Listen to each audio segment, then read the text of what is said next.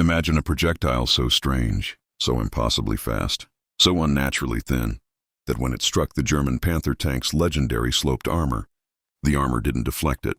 It ignored it. Like the armor wasn't even there. In 1944, on the Eastern Front, German tank crews began whispering about a terrifying new Allied round.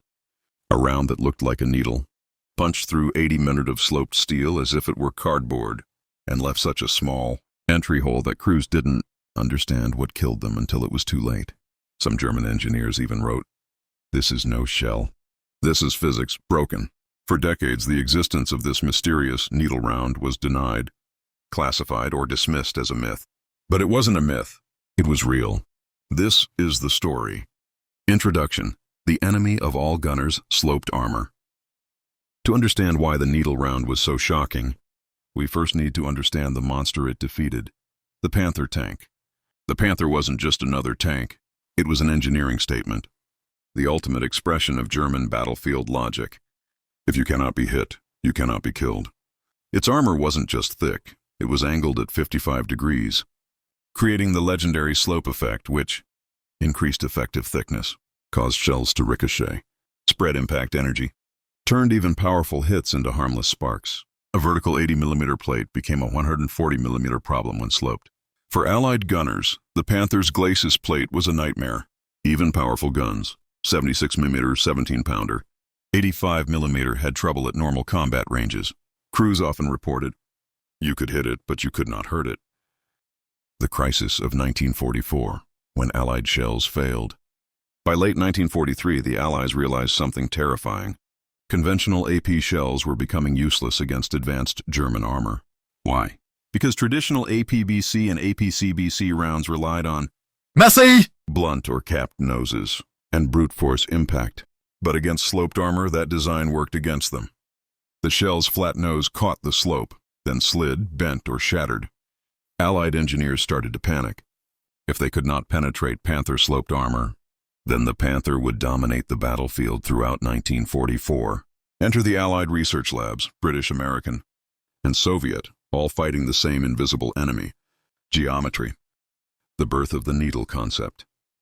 Someone, we still don't know who exactly, proposed the insane idea. Don't fight the slope. Ignore it. What if the projectile was so thin, so light, so insanely fast, that it didn't care what angle the steel was at? This wasn't a shell. It was a dart. A hardened penetrator, only a few millimeters thick, wrapped inside a carrier that peeled away mid-flight. A projectile that sliced through armor instead of smashing into it. The concept would eventually be known as APDS, armor-piercing discarding sabot. But to early Allied gunners who tested it, the round looked like nothing they had ever seen before. One British gunner wrote, "It was like firing a steel needle at impossible speed. And the tanks, they opened like tin." This round would become the Panther's worst nightmare. But before it reached the battlefield, it had to survive a brutal development process, secrecy, failures, and accidents that almost killed the program. The first shocking test, physics, did not behave. In a top-secret British testing ground in 1944, the first full-velocity needle round was fired at a Panther glacis plate captured from Italy.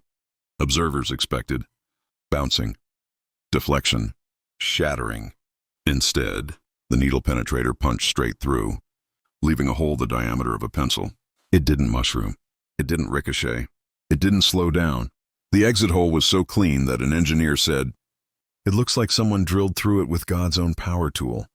The test officer reportedly whispered, "Physics should not do that."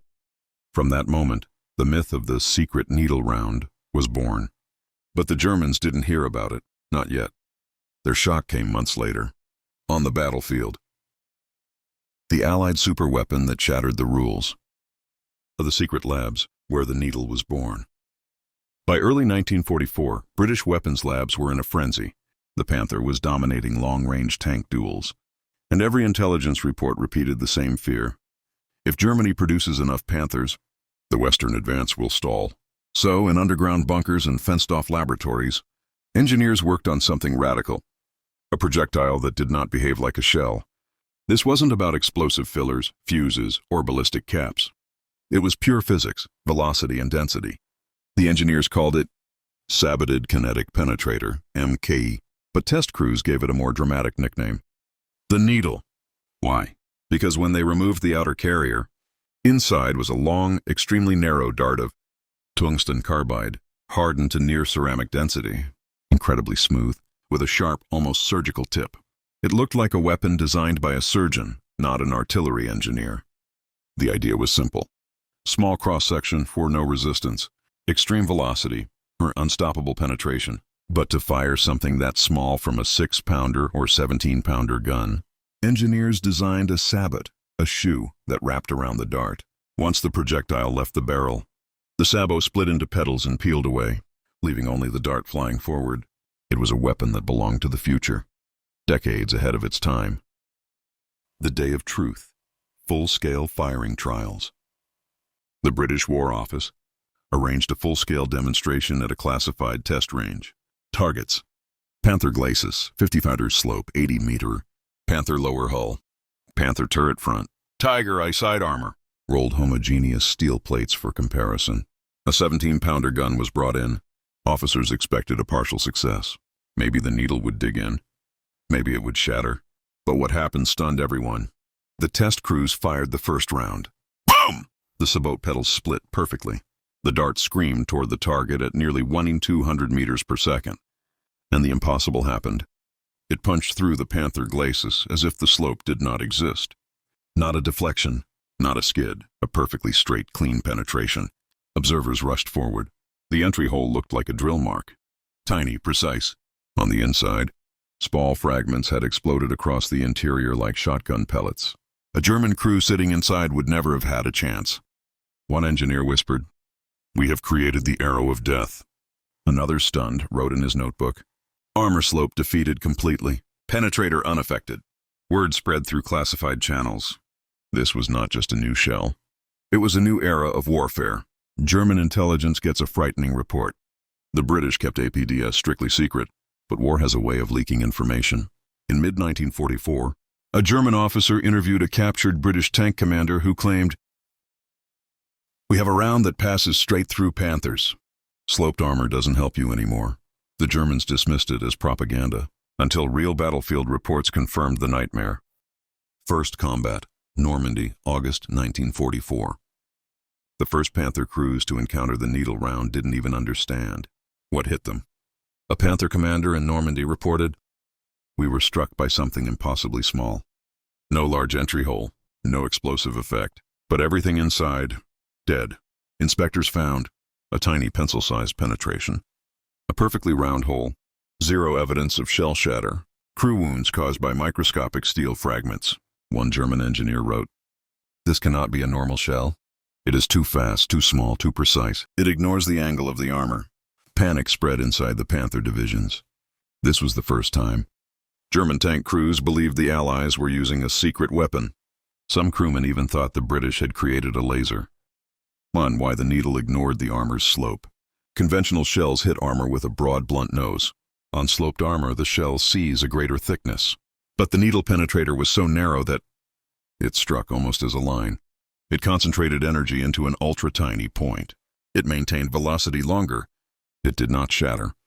It did not ricochet. Armor slope barely changed its path.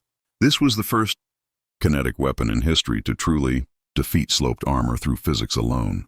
A British ballistics officer described it like this: "Imagine trying to stop a dart flying at the speed of sound. A wall won't deflect it. The dart will simply pass through." This was APDS.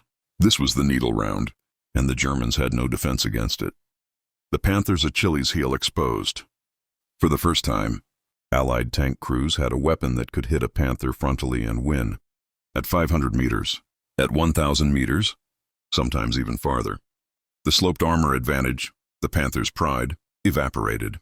German morale units reported, "Crewmen fear being hit by the new British dart round. They say it kills without warning." The battlefield was changing, and Germany didn't know how fast. When Panzer commanders saw the needle in action, the battlefield where the myth began, the tiny hole of doom. By late August 1944, Panther crews on both the eastern and western fronts were reporting a terrifying new pattern. Knocked out Panthers were being recovered with Extremely small penetration holes, almost zero external damage. Internal destruction so violent that entire crews died instantly. Melted spall patterns resembling shotgun blasts. No shell fragments, no explosive residue. One German recovery officer said, "It looks like the tank died of a mosquito bite." Another noted, "The hole is too small for any known Allied weapon." But the damage inside is catastrophic. Word began to spread through German panzer divisions. "A new British round has arrived." Crews gave it several names. Die Nadel, the needle. Der Dämonpfeil, the demon arrow. Der unsichtbare Schlag, the invisible strike. But the most common was simply the physics breaker. Because armor doctrine said this should be impossible. Sloped armor should stop or deflect anything. But it didn't. Nightmare for German tankers. Around they couldn't see. German Panther commanders were used to seeing big. Heavy rounds streaked through the air. Soviet 80 mm, British 75 mm, American 76 mm, even the massive Soviet 122 mm. All these shells created smoke trails, dust, or flashes. But the needle round had none of that. No visible flight path, no tracer, no explosion on impact. Just a faint metallic pick sound, and then death. One Panther radio operator who survived an internal spall hit said, "There was no warning, no noise, just a whip crack. Then the tank filled with sparks and blood." He never returned to a tank again. German morale units reported a pattern. Panic inside Panther crews, refusal to face British 17-pounder armed units, rumors of an unstoppable secret weapon. Panther crews were calling this round the shot that bends reality. The science behind the horror, why the needle was so deadly inside. The needle penetrator didn't explode. It didn't need to. When the skinny tungsten dart punched through armor at supersonic speed, it produced one massive spalling. The inside of the armor plate would erupt into hundreds of razor-sharp fragments, each traveling at lethal speed. 2 molten metal spray. The penetrator superheated microscopic particles into a lethal cloud. 3 concussive pressure wave. Even without explosives, the shock wave inside the turret stunned or killed crew instantly. 4 straight-line penetration. No angle deflection meant the dart traveled through the crew compartment like a laser beam. Survivors described it like a steel tornado inside the tank. No WWII-era tank armor doctrine had prepared anyone for this. The Panzer Brigade 101, the first documented mass panic. In early September 1944, Panzer Brigade 101 faced British forces near Belgium. The British had several 17-pounder Firefly tanks armed with APDS. When the battle began, British gunners fired only 7 needle rounds, but the effect was absolute terror. Result: 4 Panthers knocked out frontally, 2 abandoned intact by crews. 1 crew fled before firing a shot. A German after-action report stated, "The new British round penetrates from impossible distances. Our confidence in the Panther's armor is shaken." Another officer wrote, "Sloped armor no longer protects us. The enemy fires a dart that defies angles." That sentence alone marked the end of Germany's armor advantage. The hunt for the weapon. German scientists are alarmed. By late 1944, German engineers finally obtained a damaged Panther hit by the needle. They drilled out the tiny hole and found microscopic fragments of tungsten. This shocked them. Tungsten carbide was rare, strategic, and extremely expensive. Germany didn't have enough tungsten to mass-produce anything similar.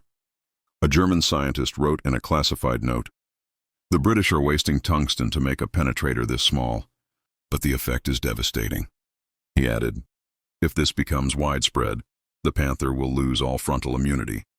The German High Command realized this was the first anti-tank round in history that rendered sloped armor obsolete. The Panther's worst nightmare: firepower it couldn't outrange. The Panther was designed around one tactical idea: shoot the enemy before they can penetrate you. Its 75mm kitted K-42 was accurate out to long ranges, but APDS changed everything. British Firefly tanks could now engage Panthers frontally at ranges where Panther optics were less effective. Panther shell drop was noticeable. Panther penetration decreased. Firefly could still penetrate perfectly. For the first time ever, the Panther could be killed by something it could not kill back at the same distance. This turned Panther commanders from hunters into prey. A German crews tried desperate countermeasures. When Panther crews realized they had no defense, they attempted ridiculous fixes. Wire sandbags. Useless. The dart passed straight through. 2 extra track links. Not thick enough. 3 angling the tank even more. Didn't matter, the needle ignored slope. 4 welding improvised armor plates. 2 heavy reduced mobility. 5 avoiding long-range duels with British forces. This became official doctrine. But nothing worked. A Panther commander wrote, "It does not matter how we angle the armor. The round comes through as if the armor is butter." German morale collapses. The needle takes their confidence. German High Command reported a disturbing trend. Panther crews began abandoning tanks at the sight of 17-pounder Fireflies. Not after being hit, but after seeing them. One German unit reported, "Crews identify the long barrel of the Firefly and refuse to advance. They believe the British secret round cannot be survived." Another stated, "Our strongest tank is now vulnerable from the front. This has destroyed morale." The Panther, once feared, was now considered a death trap if facing the needle. And so, the story of the needle round marks the moment when World War II armor warfare changed forever. The Panther, once a symbol of German invincibility, met a weapon that ignored its geometry, defeated its mathematics, and shattered the very laws it relied on. This wasn't just a new shell. It was the future arriving early. A weapon so advanced, so precise, that even German engineers believed it broke physics. And it marked the beginning of a new era. An era where speed mattered more than size, where darts replaced shells, and where the battlefield bowed to science, not steel. Because in the end, it wasn't the biggest gun, the thickest armor, or the strongest tank that won. It was the needle. A tiny tungsten dart that rewrote the rules of war. Thank you for watching. If you enjoyed this deep dive into WWII's most shocking secret weapon, make sure to like, subscribe, and join us for more forgotten stories that shaped the battlefield.